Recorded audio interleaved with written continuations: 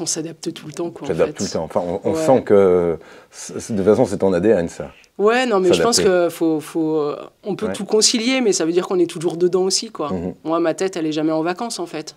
J'ai toujours, on pense organisation avec mes filles, organisation ici. Bon, après, j'ai une super équipe sur laquelle je peux compter. Ça tourne ici, ça fait 9 ans et demi. Ça tourne à tel point qu'aujourd'hui, moi, je suis encore sur... je suis moins sur de l'opérationnel, je suis plus sur du support, sur de l'aspect financier, vraiment sur de la gestion. Et puis, je vais aussi sur du développement, quoi.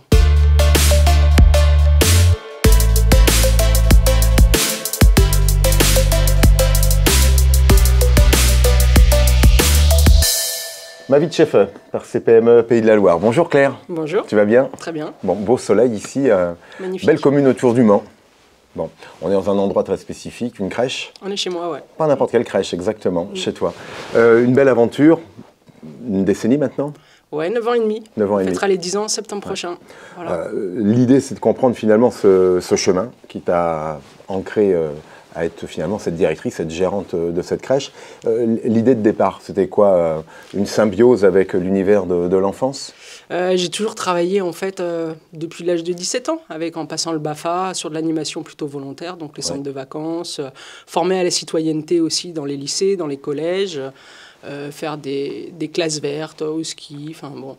Et puis après des camps d'ados à l'étranger, bref, voilà, tout ça conjugué avec des études à l'université. Et puis à un moment donné, j'ai travaillé aussi après dans des collectivités territoriales ou animatrices dans des secteurs jeunesse. Et puis gentiment, après, redevenir responsable de service jeunesse, et puis de pôle, après, petite enfance, jeunesse. Mais bon, à un moment donné, la collectivité, c'est bien. Et on y apprend beaucoup de choses, c'est une belle école. Mais y rester à vie, c'est compliqué, quoi. Moi, j'avais l'impression de faire la girouette entre des élus et puis des équipes.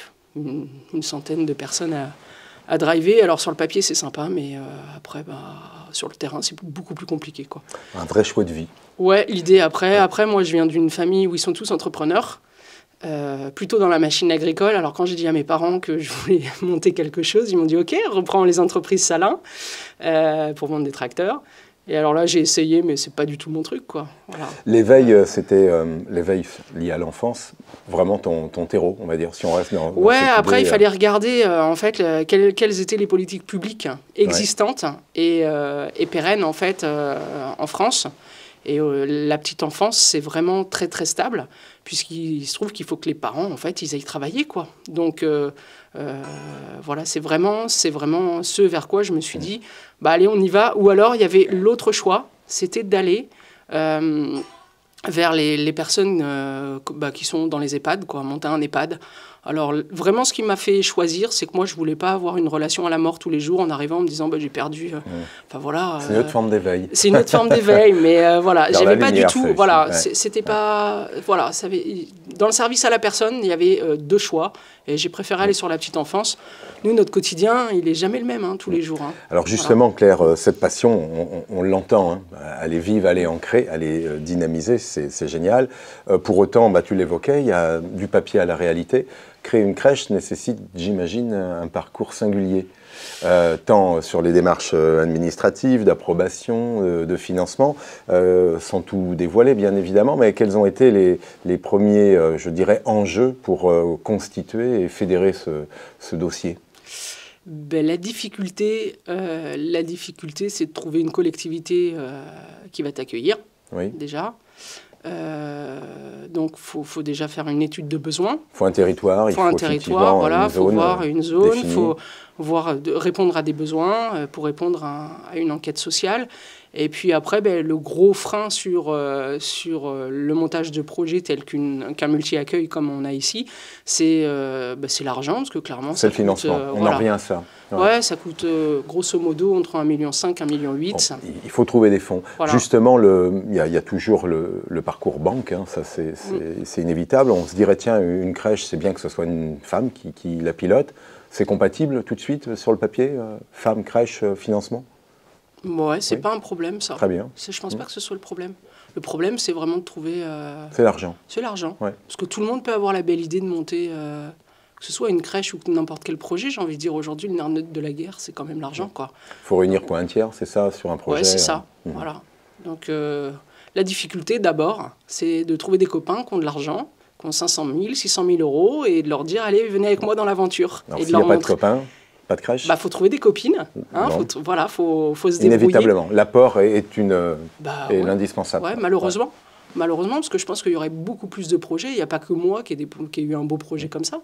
Il y en a plein de projets. Voilà. Avec ce recul sur 10 ans, on se dit oui, la crèche, là, on voit les enfants. On a une courbe démographique à peu près 700 000, 800 000 naissances, les chiffres à 100 000 près, mais quand même. Donc il y a une belle natalité en France. Tout à fait. Donc finalement, il y a une proportion, je dirais, régulière de besoins.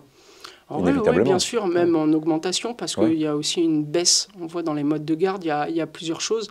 Il y a des parents où la mode, c'est un petit peu de mettre dans le collectif. Voilà. Les gens ont plus de mal à confier leur enfant dans un mode de garde individuel. Voilà, parce qu'en collectif, il y a plusieurs pères d'yeux qui sont là à regarder leurs enfants, que le matin, quand moi j'ai un salarié qui ne vient pas au travail, il y a encore 14 autres salariés qui sont là. Quand vous êtes en individuel, la personne qui est malade, elle ne peut plus accueillir l'enfant. Donc ça, c'est une première chose. Et puis la seconde, il y a de moins en moins d'assistantes maternelles, malheureusement, parce qu'il peut y avoir de très bonnes crèches, mais il y a aussi d'excellentes assistantes maternelles, comme il peut y avoir de mauvaises crèches, et une mauvaise assistante maternelle, c'est comme dans n'importe quel secteur, quoi. J'allais venir, Claire, parce que tu viens d'évoquer ces chiffres-là. Forcément, on connaissait ton appétit sur la gestion de l'humain.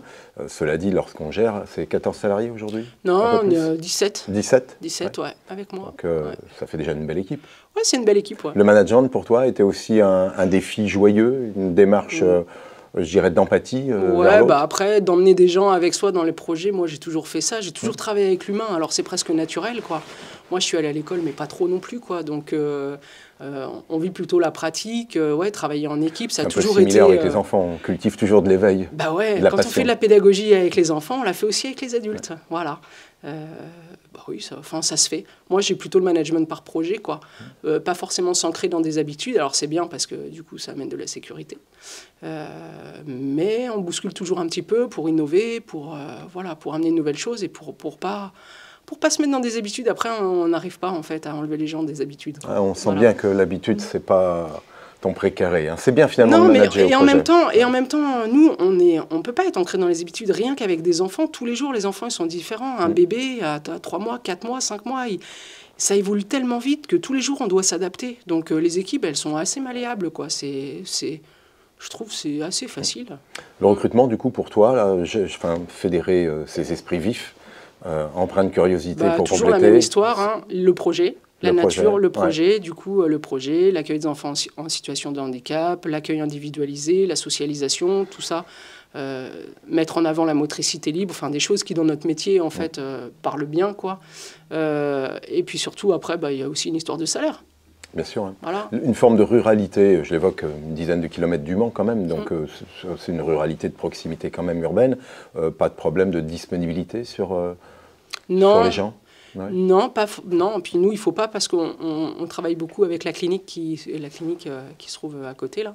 Et les salariés travaillent en 12 heures là-bas. Donc nous, on est ouvert de 6h45 à 19h30. Donc effectivement, il faut que les personnes soient disponibles. Après, les salariés tournent sur des plannings de 15 semaines différentes. Donc des fois, il y a des horaires qui sont plus sympas, quoi, sur du 8-16. 17 salariés, forcément gestion des horaires. En tant que maman, parce que je suis été dans la confidence, je sais que tes enfants sont passés par la case crèche. Il faut concilier là aussi les horaires d'une maman, les horaires d'une patronne de crèche. En fait, on s'adapte tout le temps, quoi. On s'adapte tout le temps. Enfin, on sent que, de toute façon, c'est ton ADN, ça.